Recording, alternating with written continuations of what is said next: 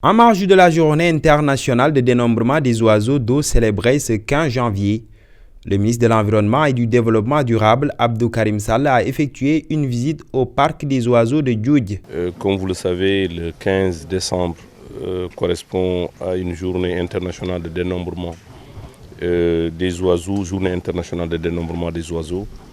Donc je suis venu pour échanger avec mes équipes, voir quelles sont les dispositions qui ont été prises dans ce sens, mais également profiter pour faire ma première visite dans ce parc important, créé depuis 1971 et 10 ans après, qui a été érigé comme site de patrimoine mondial de l'UNESCO.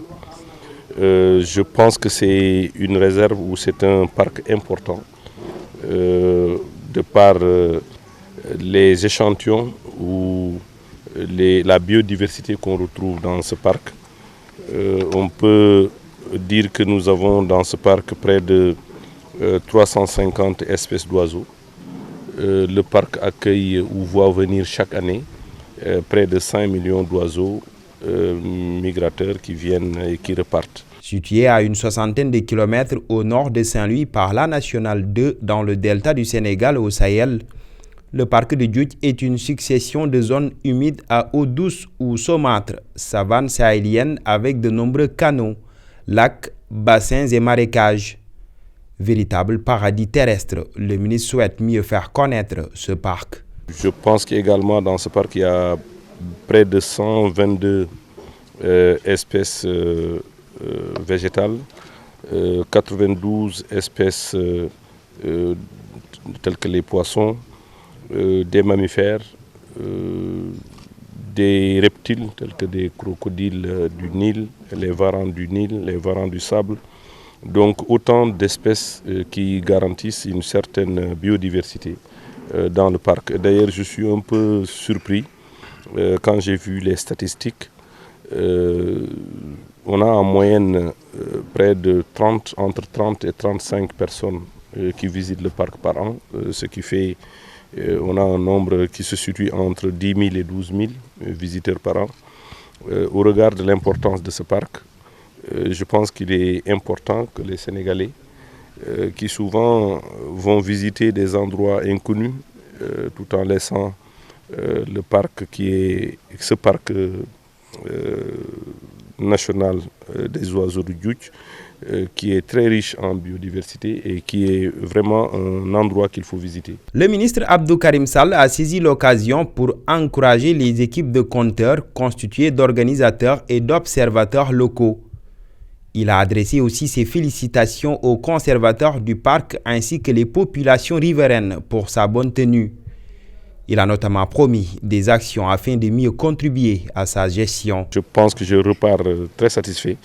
Je veux saluer également le dynamisme, le professionnalisme de mes collaborateurs, le conservateur et son équipe, le directeur des parcs nationaux et l'ensemble de son équipe, qui bien sûr, malgré les moyens limités, font un travail remarquable de surveillance, de supervision. Et je pense que beaucoup de choses sont attendues, notamment avec la coopération luxembourgeoise qui devait nous aider à ériger une digue de protection. Je pense qu'il y a également d'autres choses qui doivent être réalisées, notamment au niveau du nichoir, où on doit quand même faire des travaux d'aménagement pour permettre à ces oiseaux qui viennent en masse, des centaines de milliers, se nicher et venir se reproduire. Je pense que nous allons prêter quand même beaucoup plus d'attention à ce qui se passe au niveau de ce parc. Le ministre s'est aussi enquéri des difficultés que traverse le plan d'eau du parc avec l'invasion des plantes comme le Tifa. Des solutions vont y être trouvées, a promis Abdou Karim Sall. Le Tifa, qui est une plante envahissante et d'ailleurs qui commence à prendre du volume, qui occupe une bonne partie du plan d'eau, c'est vrai, c'est des dispositions à prendre. Je pense que c'est en ce sens d'ailleurs que je salue les riverains du parc, tous les villageois qui sont aux alentours du parc et qui travaillent en bonne intelligence avec le conservateur et son équipe.